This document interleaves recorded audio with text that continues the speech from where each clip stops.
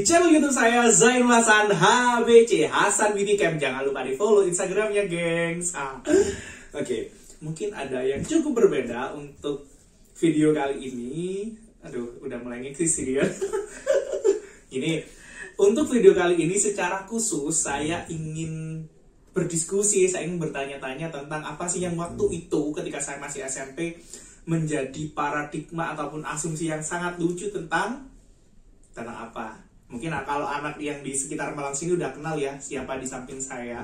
Beliau adalah seorang guru bimbingan dan konseling di SMA Negeri 1 Malang. Beliau juga aktif menulis. Ada di apa jenenge? Sing online iku jenenge? Wattpad. Tapi ya. Sekarang sudah ini sih, udah gak lama berhenti. Udah gak lama berhenti, tapi berhentinya itu beralih menjadi menerbitkan buku. Keren gak sih? Bukunya yang ini loh. Nanti coba sih dilihat judulnya. Biar nggak lama-lama, saya persilakan dulu kepada beliau untuk memperkenalkan dirinya. Siapakah dia, profesinya apa, terus karyanya udah apa aja sih kira-kira. Silahkan kakak. Terima kasih Pak Hasan. Hai semuanya, saya Sinta. Saya sekarang ini diundang Pak Hasan sebagai guru BK. Karena saya ini kebetulan temennya Pak Hasan di satu instansi ya kita. Emang kita temenan? Oke, bukan. Oke. Nah, kalau BK ya gitulah, kalian tahu kalau yang dibilang Pak Hasan tadi, karya apa saja yang sudah saya buat. Nah, itu ada satu novel judulnya Untouchable. Nanti kalian bisa lihat tadi kata Pak Hasan kan ya. Ini Pak. Nah, terus saya juga pernah ikut nulis puisi bareng antologi judulnya Sebelum Reda, Hujan Sebelum Reda. Nanti juga ada bukunya, tak kasih nanti fotonya. Kalau kenangan bisa reda nggak sih? Ya, mohon maaf ya. Kenangan, sudah sih itu aja, masih baru itu aja kok, belum banyak karyanya. Yang penting sudah ada, saya nggak karya. Banyak tahu Pak. Oke, saya pingin nanya sih sebenarnya, langsung tembak aja lah. BK itu apa sih sebenarnya? BK itu kalau dulu waktu kita masih SMP kan orang yang marah-marah ya. Benar banget. Ini tak potong dikit ya. Saya tuh punya pengalaman ketika SMP itu bukan paling sering sih, tapi cukup sering masuk ke BK dan itu isinya ya dapat poin. Dapat poin ya. Gitu. Ya, mungkin Bu Sinta atau Kak Sinta aja lah biar kita lebih akrab kita. Kak Sinta, BK itu apa sih Kak sebenarnya? BK itu sebenarnya adalah kan ada guru BK-nya ya. Berarti orang yang membantu siswa untuk mencapai, biar siswa itu mencapai kemandiriannya gitu loh. Nah, tugasnya BK itu. Jadi membantu, ada nanti kita bantunya di bidang pribadi, sosial, karir, dan apa sih satunya aku lupa. Ada 4. Nggak apa-apa, nanti kita tambahin di description box. Grogi. Ada 4, pribadi, sosial, karir. Satunya aku lupa. Pribadi, sosial, karir ya. Oke, 3 ya. 4 Ada 4. Satunya apa? Tanya aja nanti. Terus apa lagi Pak Hasan? Pokoknya itulah BK. Tidak seharusnya marah-marahin siswa, itu sangat nggak benar. Ya, itu nyambung dari itu sih. Kan image kalau yang mungkin di sekolah menengah pertama, saya nggak tahu kalau di sekolah yang lain, tapi kebanyakan dari anak-anak yang saya temui ataupun teman-teman yang saya temui, pengalaman ketika SMP itu BK-nya identik sama yang marah-marah. Itu mungkin untuk anak-anak yang seumuran kita nggak sih? Nah, kalau yang sekarang sedang SMP atau sekarang sudah SMA itu sudah lain, BK-nya sudah nggak seperti itu. Artinya ada pergeseran. Ada perubahan. Apakah memang di dalam pendidikan dulu kan sebagai seorang guru BK kan itu ada prodinya sendiri untuk menjadi seorang guru BK, ada pendidikannya lah di perguruan tinggi. Itu memang ada nggak? Maksudnya sikap guru BK itu harus gimana? Apakah memang ada materi yang memperbolehkan guru BK merem-merem atau lebih pada konselingnya? Oke. Kalau dulu waktu kuliah ada materinya sih, memang guru BK tuh nggak boleh marah-marah. Guru BK malah harus menjadi sahabatnya siswa. Nah, kenapa kok guru BK di sekolah waktu kita dulu itu marah-marah? Itu karena mungkin terbentur dengan aturan sekolah. Jadi guru BK dijadikan tatib. Nah, akibatnya marah-marah. Padahal nggak gitu harusnya. Ada cara yang lebih baik untuk ngajarin anak biar kamu disiplin tuh kayak gimana sih. Jadi lebih ke kesadarannya yang kita peroleh, bukan kamu gini, bajumu, inimu. Itu itu nggak benar. Oke, barusan ada sebuah kata kunci bahwa kalau kebanyakan di luar sana guru BK itu gandeng sama tatip. Sebenarnya itu patut nggak sih, misalnya guru BK sama tatip itu maksudnya plus minusnya apa sih kalau guru BK bergabung sama tatip seperti itu? Apakah nanti cenderung banyak stigma positif atau negatifnya dari siswa? Negatif dong jadinya. Nah harusnya kan guru BK dan tatip itu berdiri sendiri-sendiri. Jadi kalau alurnya yang biasa aku lakukan adalah ketika aku tahu siswaku yang berbuat salah, aku akan ngajak dia dulu. Kamu gini loh, nah harusnya kayak gini, harusnya gimana sih? Kita tuh gimana, harusnya kamu kayak gimana? Dilihat sekali dua kali gak ada perubahan, maka aku akan bawa ke tatip. Jadi gitu, jadi kalau bisa dibantu sama BK dulu, kalau dia sudah ada perubahan kita nggak perlu bawa ke tatip tuh. Tapi kalau misalnya dia masih nggak berubah-ubah, ya sudah, itu kan pilihannya dia berarti kan, akhirnya ya sudah bawa ke tatip aja. Artinya di dalam sebuah permasalahan yang mungkin dihadapi siswa itu tidak langsung dijustifikasi dari si tim tatip, tapi ada pembinaan gitu ya. Kalau saya sih dulu nggak ada pembinaan, tiba-tiba poin nambah sekian, poin nambah. Kalau poin yang di belanja online itu mah lumayan bisa ditukar ya kan. Ini ada tim belanja online di bawah sini. Terus ada pertanyaan lagi nih. Kan kalau berbicara tentang BK barusan menjadi seorang konselor, ada hal yang mungkin menurut saya itu cukup unik dan tidak semua orang mungkin memiliki ya. Bagaimana sih melatih kita, bukan kita sih, guru BK berlatih untuk mendapatkan kepekaan terhadap siswa. Kan kadang menghadapi siswa yang macam-macam, kalau ada masalah dia mau cerita atau enggak, cara untuk menggali itu seperti apa? Itu balik ke pribadinya konselornya masing-masing ya kalau kayak gitu. Terus seberapa kita mau membuka diri kepada siswa. Kalau kita mau membuka diri kepada siswa, biasanya kan siswa juga open juga ke kita kan, akhirnya mau cerita, akhirnya tanpa diminta pun dia datang sendiri gitu loh. Oke. Kayak gitu. Ada nggak sih form misalnya biar anak-anak itu secara umum mau cerita gitu? Sebenarnya masalah itu perlunya kita yang bukan mengungkit sih, kita yang mencari masalahnya anak-anak, atau kita nggak perlu mencari biar anak-anak yang mencari kita. Itu sebenarnya harusnya gimana sih? Harusnya BK yang cari tahu, karena kan dalam satu perjalanan kan anak pasti ada yang tertutup ada yang enggak. Dan itu kalau lebih enak masuk sekolah ya, karena gitu kan online nih. Kalau masuk sekolah kita bisa ketemu anaknya, bisa tahu ekspresi wajahnya, bisa nanya langsung, kok kamu gini sih, ada apa? Nah kayak gitu tuh biasanya anak tuh nggak apa-apa bu, masa nanti kan dipancing terus kan masih bisa. Ya udah kalau misalnya masih belum mau cerita nggak apa-apa, nanti aja, kalau kamu udah mau cari aja gitu kok. Artinya human touch ya? Iya harus kayak gitu. Okay. Biasanya sih masalah apa sih yang dihadapi? Karena ini ngajar di SMA nih, jadi konselor untuk anak-anak remaja. Masalah yang umum terjadi di anak SMA itu apa sih? Banyak ya. Kalau belajar itu pasti belajar, ngatur waktu, terus hubungan dengan teman, hubungan asmara. Asrama, asmara. sorry. hubungan asrama itu ya. Okay. Terus apa lagi ya? Lebih ke hal-hal yang pribadi itu juga banyak. Masalah keluarga itu banyak juga. Mungkin karena usianya remaja jadi masalahnya kompleks ya. Mungkin kalau kita waktu SMP masalahnya mungkin karena contekan nggak dapet. Siapa yang tim contek nih? Nah ini nih bawah sini nih. Oke. Pengalaman unik atau mengalami masalah yang cukup pelik ketika menjadi konselor di anak SMA selama berapa tahun ngajar? 3 tahun ya? 3. Selama 3 tahun ini ada nggak pengalaman paling unik, paling ribet lah? Kalau unik pasti setiap anak itu unik kan ya. Nah tapi apa ya, bukan ribet, tapi aku pernah merasa bersalah. Karena suatu ketika ada satu anak yang sudah apa ya, aku sudah berusaha untuk mempertahankan tapi nggak bisa. Kayak aku sama dia ya.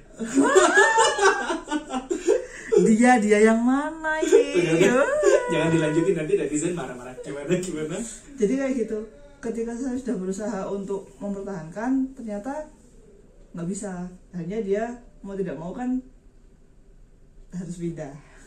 Okay. Nah disitu ada perasaan bersalah. Tapi setelah tak pikir lagi, loh aku sudah berusaha ngajak dia loh sudah, tapi dianya yang nggak mau. Jadi balik lagi, aku cuma sebagai orang yang membantu, yang memfasilitasi, sisanya balik lagi ke dia mau apa enggak gitu aja.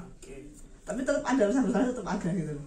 Ngomong-ngomong rasa bersalah, beban atau tanggung jawab terbesar seorang guru BK itu apa sih sebenarnya?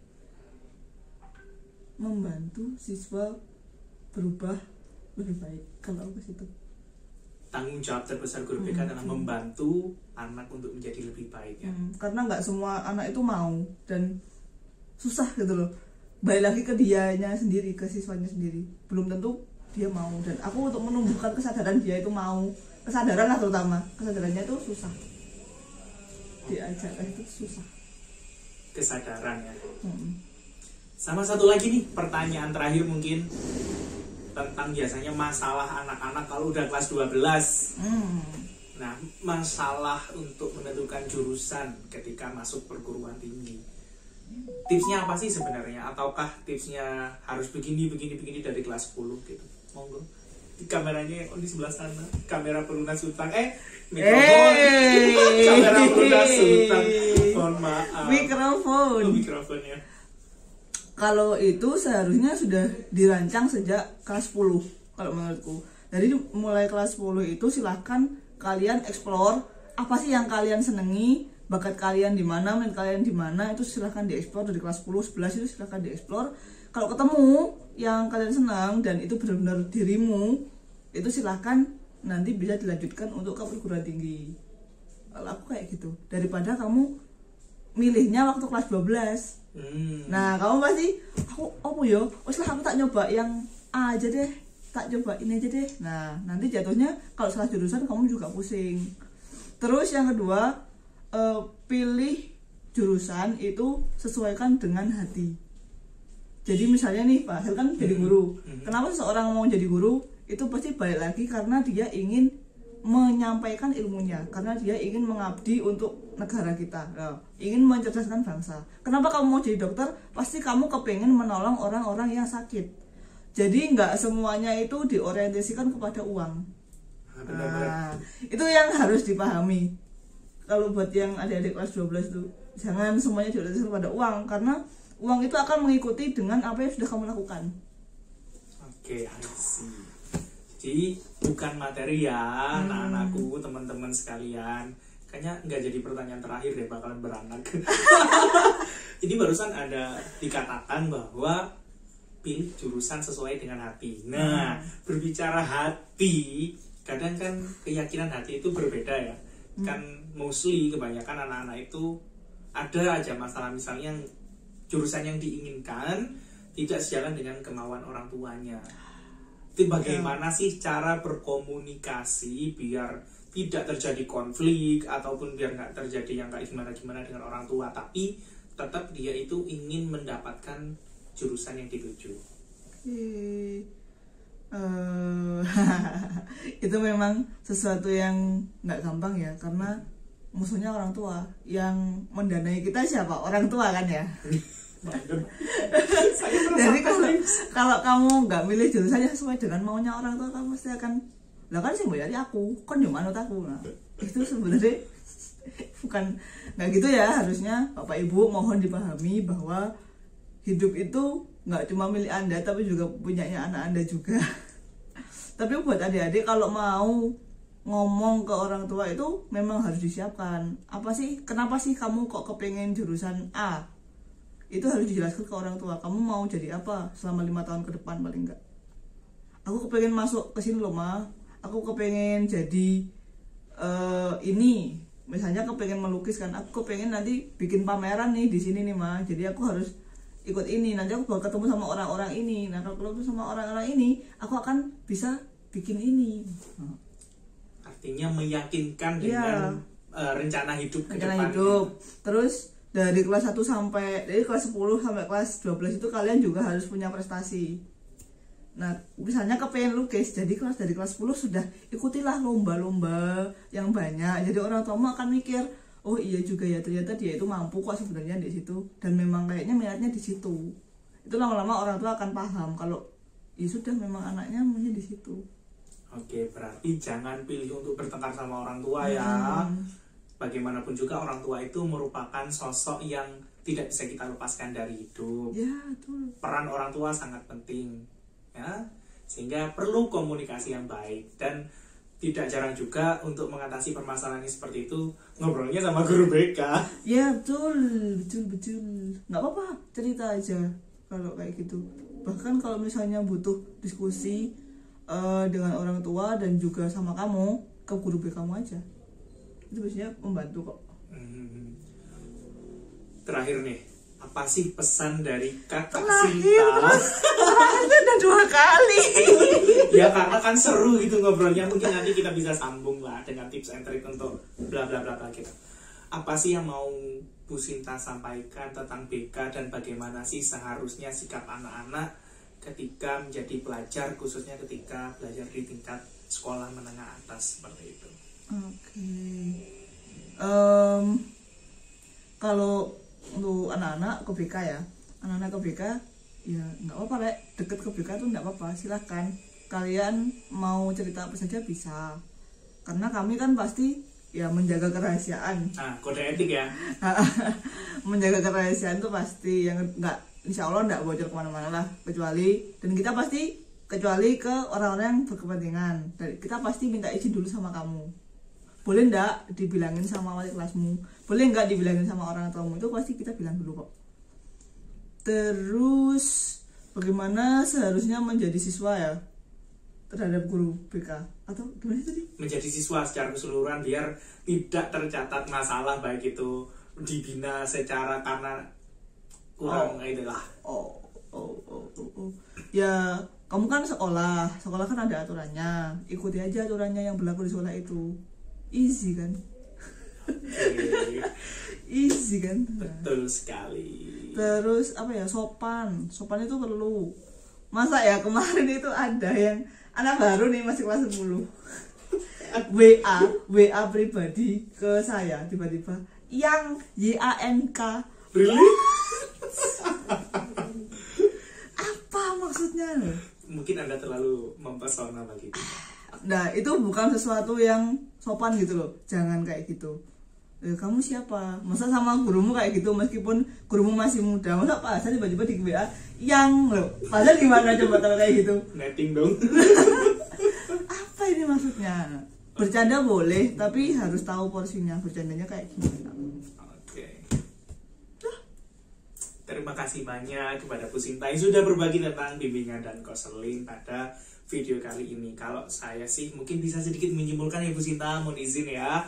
Kesimpulannya adalah ketika kalian berada di lingkup sekolah, jangan merasa malu dan jangan berpikir bahwa BK itu tempatnya anak-anak nakal. Sangat tidak relate banget. BK itu tempatnya untuk mencurahkan curahan hati kalian. Mending curhatnya ke BK daripada kalian curhat di sosial media, nanti malah dijulitin sama temen-temenmu. Daripada curhatnya pakai close friend, nanti jatuhnya julid, gibah. Jadi gibah. Mungkin itu aja dari yang saya. ngomong padahal kerjaannya